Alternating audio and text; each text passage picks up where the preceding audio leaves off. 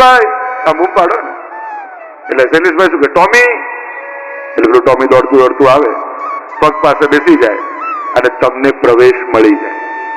એમ આપણે પણ ભગવાનના ધામમાં જવું છે, પણ ભગવાને પણ કૂતરા રૂપી માયા છોડી છે અને આપણને કરડવા આવે છે. તો ઉપાય શું? હે હરી આમ પુકાર કરશો ને તો ભગવાન પણ કહેશે માયા, અને માયા રૂપી કૂતરું દોડતું દોડતું આવી ભગવાનના પગ પાસે બેસી જશે અને આપણને ભગવત ધામમાં પ્રવેશ મળી જશે. મામે વયે પ્રપદ્યન્તે માયા મેધામ તરંતી, તરી જાય. આમ કરોડિયો જાળ ફેલાવે પણ છે અને સમેટે પણ છે. કીટ ભ્રમરનાએ કીટકને ગુરુ બનાવ્યો છેલ્લા, ડંખ મારે કીટક અને ભ્રમરનું ચિંતન કરતા કરતા એ કીટ ભ્રમર બની જાય. એમ તમે જેનું ચિંતન કરો છો ને એનો પ્રભાવ તમારા પર આવે. અને એટલા માટે જીવનમાં કોઈ એક મહાત્મા, કોઈ એક મહાપુરુષને પોતાના આદર્શ માની અને એનું સ્મરણ કરતા રહે. ઘરમાં 2-4 ફોટા એવા લગાવજો કે જેને જોઈને મન પવિત્ર થાય. 2-4 ચિત્રો એવા હોવા જોઈએ. એ તમારા વડીલ પૂર્વજો હોય, કોઈ ગુરુજનના હોય, કોઈ મહાપુરુષના હોય, પણ 2-4 ચિત્રો ઘરમાં એવા હોવા જોઈએ જેને જોઈને ઠાકોરજી યાદ આવે, જેને જોઈને પુણ્ય કરવાની ઈચ્છા થાય, જેને જોઈને સત્કર્મ કરવાની પ્રેરણા મળે. એવા 2-4 ફોટા રોજ જોવા. હવે તો માણસની પવિત્રતા જોવી હોય ને તો એના મોબાઈલથી જોઈ શકાય. જે મોબાઈલમાં ભગવાનના ફોટા રાખ્યા હોય એમાં ગમે તેવા ફોટા પણ ના રાખતા, કારણ કે તમે ઠાકોરજીનું ચિત્ર રાખેલું છે. એટલે હવે તો કોઈની પવિત્રતા જોઈ હોય ને, અત્યારે કોઈનો મોબાઈલ અડો ને તો ગુસ્સો થઈ જશે, મારો ટચ ના કરતા. અને પાછા એવું પેટર્ન ગોઠવીને રાખે લોકની કે કોઈનાથી ખુલી ના જાય.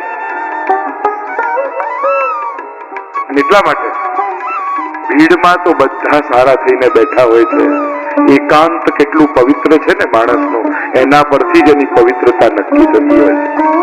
બાકી ભીડમાં અને સ્ટેજમાં તો બધા સારા થઈને બેઠા હોઈએ. આપણા એકાંત ભગવાન સાથે છે, આપણો એકાંત ભગવાનના નામ જોડે છે, આપણું એકાંત ભગવાનના સ્મરણ સાથે છે. શું એકલામાં ભગવાનને મળો છો તો માનજો કે તમારું જીવન પવિત્રતા તરફ જઈ રહ્યું છે. બાકી ભીડમાં ને બાકી બધે તો ભગવાન ભગવાન બધા જ કરીએ, ભગવાનના નામના જયઘોષ તો બધાએ પાડીએ, પણ જયારે કોઈ જોનારું ના હોય અને ત્યારે પણ ભગવાનનું સ્મરણ થાય ને ત્યારે માનજો ઈશ્વરની તમારા ઉપર કૃપા છે. કીટ ભ્રમર ન્યાય, જેનું ચિંતન કરો છો એને એમ કહેવાય કે રાતના સૂતા પહેલા છેલ્લા જયારે ઊંઘ આવતી હોય ને ત્યારે જે મનમાં વિચાર ચાલતા હોય ને એનો પ્રભાવ તમારા પર વધારે છે. એટલે જયારે તમારા પરથી કંટ્રોલ જઈ રહ્યો છે ત્યારે એનું ચિંતન, કારણ કે ચિંતન બહુ મહત્વનું છે.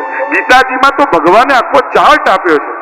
ધ્યાયતો વિષયાન પુંસ સંગસ્તેષુ ઉપજાયતે, સંગાત સંજાયતે કામઃ, કામાત ક્રોધો વિજાયતે, ક્રોધાત ભવતિ સમ્મોહ, સમ્મોહાત સ્મૃતિ વિભ્રમઃ, સ્મૃતિ ભ્રંશાત બુદ્ધિનાશો, બુદ્ધિનાશાત પ્રણશ્યતિ. આખો ચાર્ટ ભગવાને આપ્યો છે. એક વિષયનું ધ્યાન, ધ્યાયતો વિષયાન પુંસઃ. એક ગાડી ગઈ, ગમતી ગાડી ગઈ, શું થયું? ધ્યાયતો વિષયાન, ભાઈ ચિંતન, આ કાર હું ક્યારે લઉં, મારી પાસે ક્યારે આવે? ધ્યાયતો વિષયાન પુંસ સંગસ્ત, હવે તો મારે આ લેવી જ છે. અને સંગાત સંજાયતે કામઃ, હવે તો કોઈ પણ ભોગે મનમાં કામના બની ગઈ, હવે તો મારા જીવનનું એમ આ કારમાં મારે ફરવું છે, કામના બની ગઈ. સંગાત સંજાયતે કામ, કામાત ક્રોધો બી જાય. આટલી મહેનત કરું છું હજી સક્સેસ કેમ નથી થતો? ક્રોધાત, ક્રોધ આવવા લાગે. સંગાત સંજાયતે કામ, કામાત ક્રોધો બી જાય, ક્રોધાત ભવતિ સમ્મોહ. અને ક્રોધ આવે એટલે વિવેક શૂન્ય માણસ થવા લાગે, કોની આગળ શું બોલવું એ ભાન ન રહે. ક્રોધાત ભવતિ સમ્મોહ, સમ્મોહાત સ્મૃતિ વિભ્રમ. અને પછી તો બસ એક જ વસ્તુ યાદ રહે, બાકી બધું ભૂલવા લાગે, સ્મૃતિ વિભ્રમ થવા લાગે. ગાડી ગાડી ગાડી ગાડી, પેલો કે અમે તારા સગા છીએ ભાઈ, અમને તો ક્યાંક લઈ જા, અમારું તો કંઈક ધ્યાન રાખ, અમારું તો જોડે 5 મિનિટ બેસ, હમણાં મારો ગોલ એચીવ કરવાનો છે, હમણાં કોઈ સગા સંબંધી નહીં. ક્રોધાત ભવતિ સમ્મોહ, સમ્મોહાત સ્મૃતિ વિભ્રમ, સ્મૃતિ ભ્રંશાત બુદ્ધિનાશો.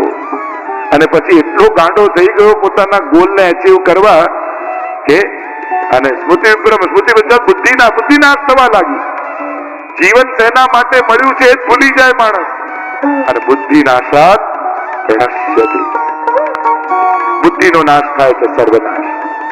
જાકો પ્રભુ દારનો દુખ દે તાકી મતી પહેલે હર દે.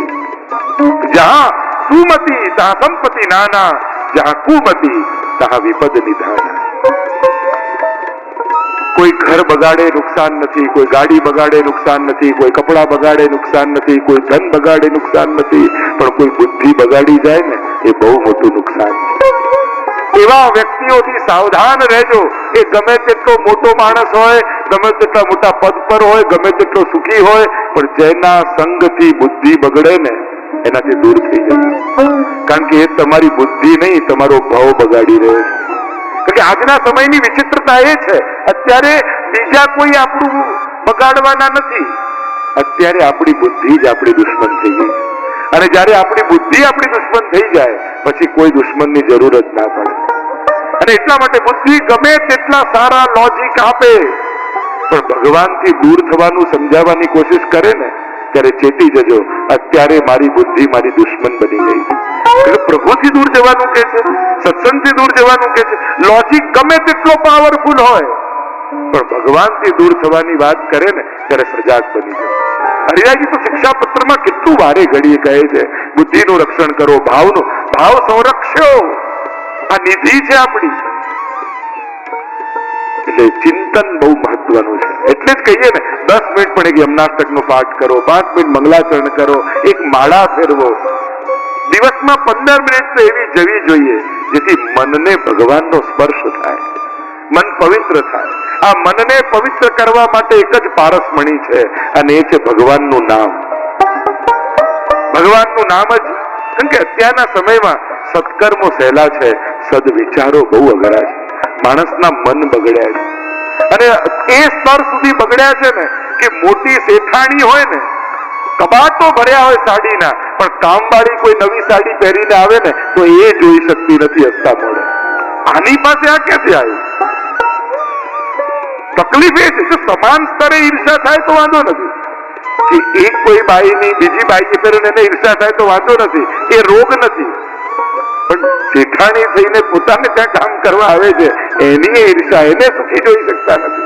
આ સ્તરે માનવ જીવન જયારે જતું હોય ત્યારે ચિંતાનો વિષય થઈ જાય. અને એટલે અહીંયા કહ્યું કીટ ભ્રમરનાએ ભ્રમર બની જાય છે. 24 ગુરુની કથા કરી, ભાગવત ભગવાન અને ઉદ્ધવજીના સંવાદની કથા આવી, ભાગવત ધર્મનું નિરૂપણ કર્યું છે. ઉદ્ધવજીને બદ્રિક આશ્રમ પરમાત્માએ મોકલ્યા. યદુકુળનો સંહાર થયો છે, લડ્યા છે, અને પ્રભુ સ્વધામ પધારવાની તૈયારી કરે છે. તીર છોડ્યું અને માધ્યમ બનાવ્યું તીરને, અને પ્રભુ સ્વધામ પધાર્યા છે. બોલો કૃષ્ણ કનૈયા લાલ કી જય, ભાગવત ભગવાન કી જય. 12મો સ્કંદ આશ્રય લીલા. શ્રીનાથજી બાવાનો ઊંચો ઉઠેલો હાથ, અને ઉઠેલા હાથમાં 5 આંગળીઓ છે, એટલે 5 આશ્રય જીવે કરવાના. કૃષ્ણાશ્રય, નામાશ્રય, ભક્ત આશ્રય, ગુરુ આશ્રય અને ભાગવત આશ્રય. કલયુગના રાજવંશોનું વર્ણન આવ્યું. કલયુગમાં કેવા રાજાઓ થશે, કલયુગમાં કેવો સમય આવશે, એની ભયાનકતા ભાગવતે આપણને બતાવી છે. મહાપ્રભુજી પણ કૃષ્ણાશ્રય નામના ગ્રંથમાં સમજાવે જ છે. સર્વ માર્ગેષુ નષ્ટેષુ કલૌ ચ ખલ ધર્મિણી પાખંડ પ્રચુરે લોકે કૃષ્ણ એવ ગતિર્મમ. સર્વ માર્ગેષુ નષ્ટેષુ. એમ લાગશે કલયુગમાં જાણે બધા. જય શ્રી કૃષ્ણ, જય શ્રી કૃષ્ણ.